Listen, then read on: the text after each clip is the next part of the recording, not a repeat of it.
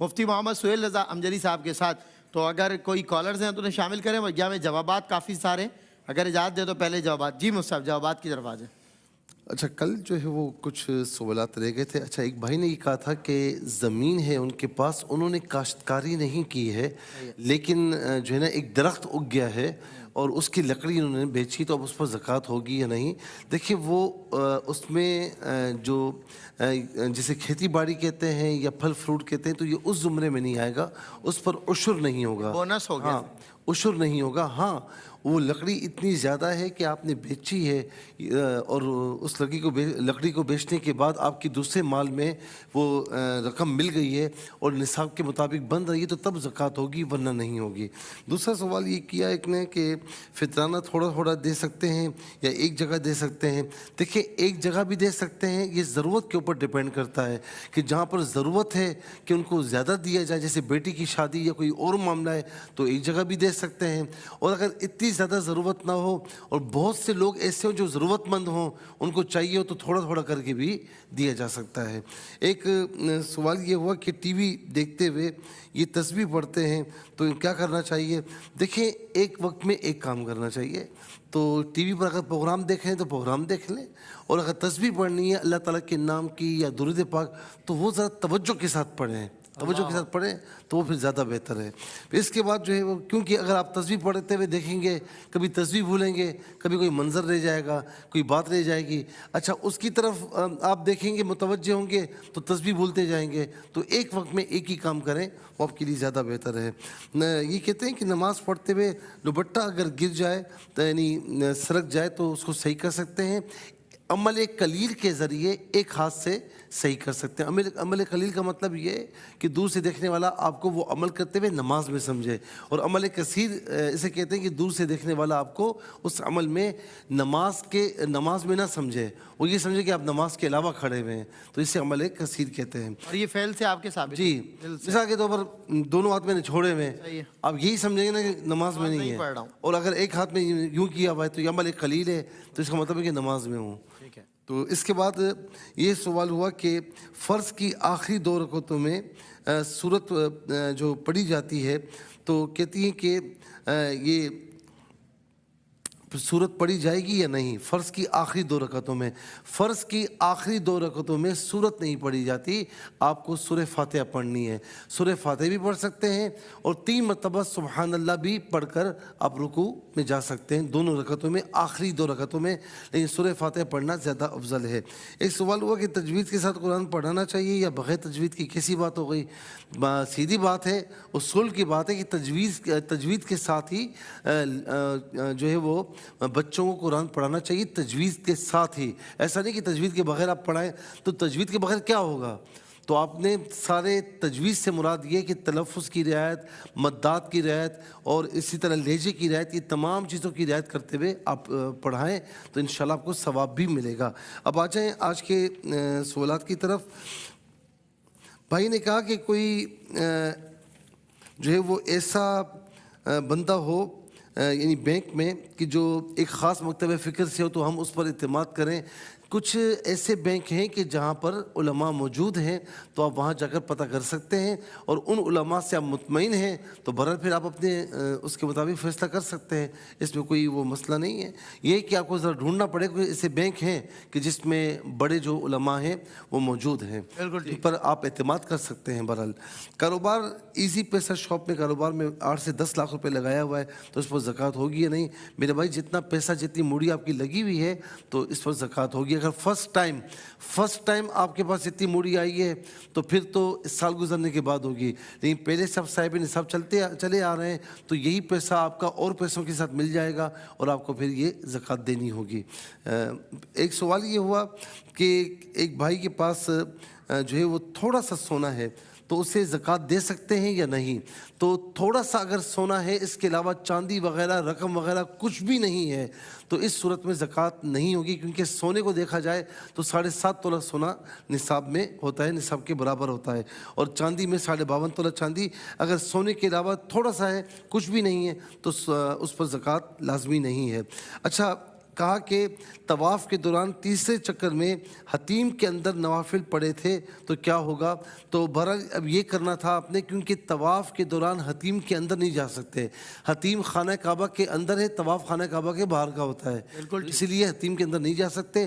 اگر چلے گئے ہیں تو جتنا مطلب آپ گئے ہیں تو طواف کو پھر آپ نے آگے سے شروع نہیں کرنا ہوگا، وہیں سے جہاں سے آپ حتیم کے اندر گھسے تھے نا، تو وہیں سے داخل ہوئے تھے، تو وہیں سے آپ نے کعبے کے باہر کا طواف پھر سے کرنا ہے، یعنی وہیں سے کنٹینیو کرنا ہے.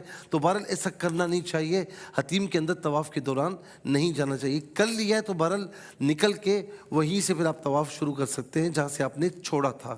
پھر اس کے بعد جو ہے وہ بہن نے کہا کہ نبی علیہ السلام نے حضرت امام حسن کے لیے فرمایا رضی اللہ تعالیٰ عنہ کہ 2 مسلمانوں کی جماعت میں صلح کروائے گا. یہ ہے کہ ابنی ھذا سید، میرا یہ بیٹا سردار ہے، لعل اللہ ان یصلح بین فئتین من المسلمین، کہ مسلمانوں میں 2 گروہ میں یہ صلح کروائے گا.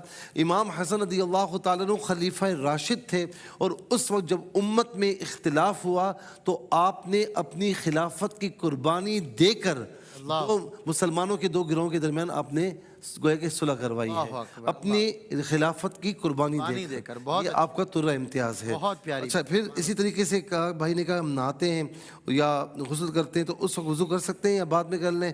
بعد میں کر لیں زیادہ بہتر ہے. ظاہر ہے کہ بے لباس ہیں، لیکن اس وقت بھی کر لیا ہے تو ہو جائے گا، آپ کو بھی دوبارہ وضو کرنے کی ضرورت نہیں، لیکن بعد میں کر لیں تو زیادہ بہتر ہے. لیکن مثال کے طور پر غسل کرتے وقت وہ تمام کے تمام اعضائے وضو آپ کے تر ہو گئے ہیں تو پھر وہ آپ کا وضو ہو گیا ہے. بالکل ٹھیک ہے. اچھا، اس کے بعد جو ہے وہ کہتے ہیں کہ بہن نے کہا کہ گھر میں میڈ ہے تو اس کا کوئی سہارا نہیں ہے، زکوٰۃ دے سکتے. وہ اگر مسلمان ہے اور سید نہیں ہے اور شریف فقیر ہے تو آپ اس کو زکوٰۃ بالکل دے سکتی ہیں، اس میں کوئی حرج نہیں ہے.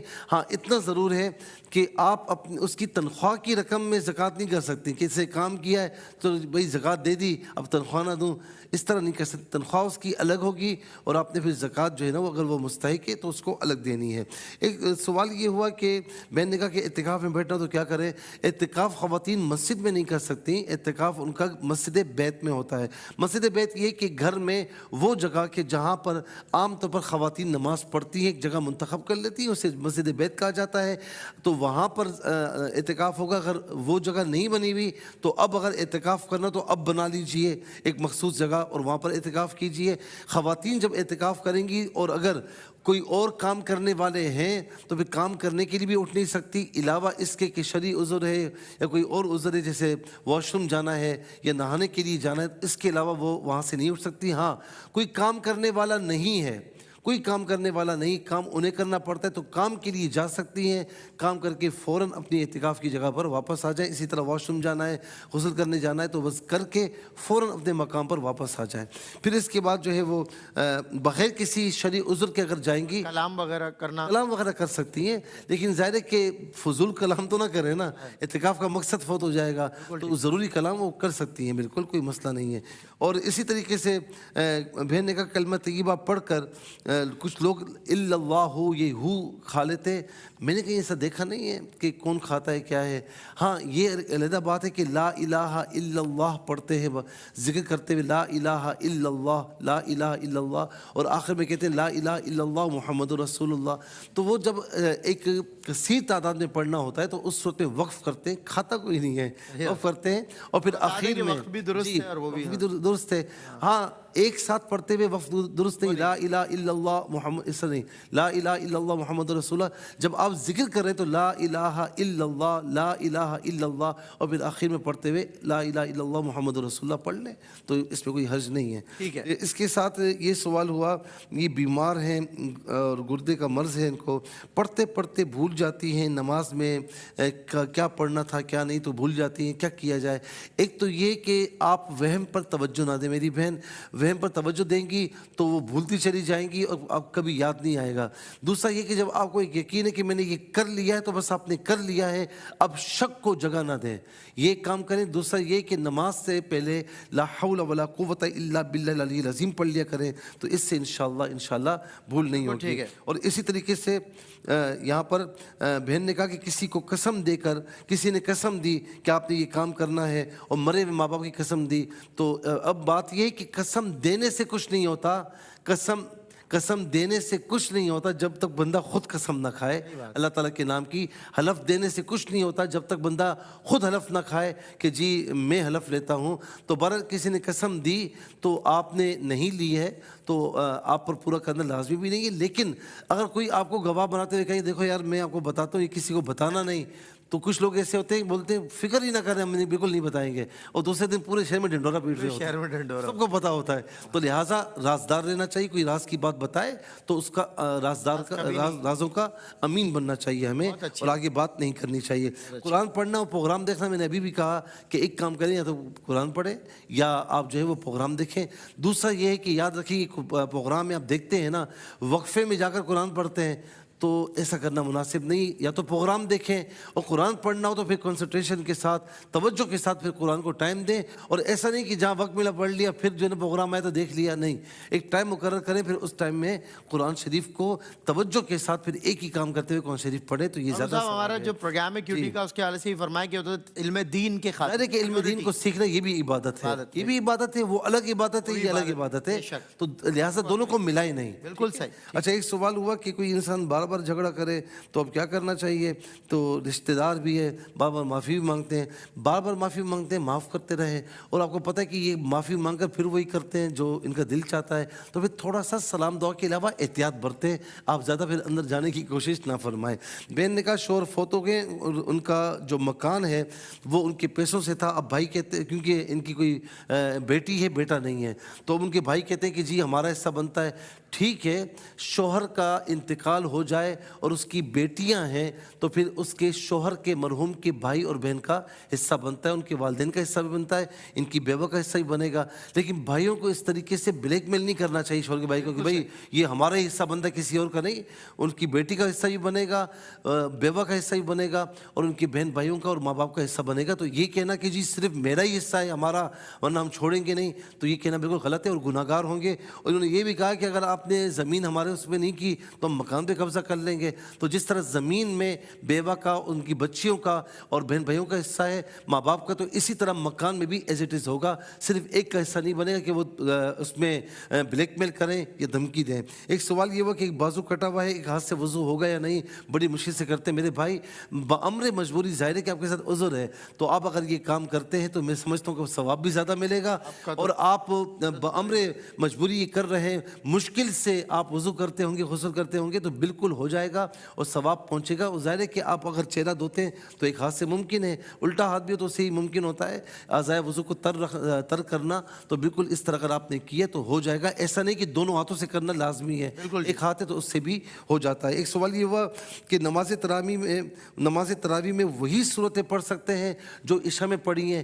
اگر یاد نہیں ہے تو پڑھ سکتے ہیں، یاد ہے تو ذرا اور بھی پڑھ لیجیے تو یہ زیادہ بہتر ہے۔ بالکل ٹھیک مفتی صاحب، بہت شکریہ تمام سوالات کے جواب، کیا بات ہے، بہت زیادہ سوالات تھے، وقت بہت کم تھا، مفتی صاحب نے سب کے جوابات دے دیے، اور بریک کے بعد کچھ سوالات ہوں گے مزید، اور وہ ہے کوئی سیگمنٹ، یعنی معلومات ہی معلومات کریں گے ہم سوال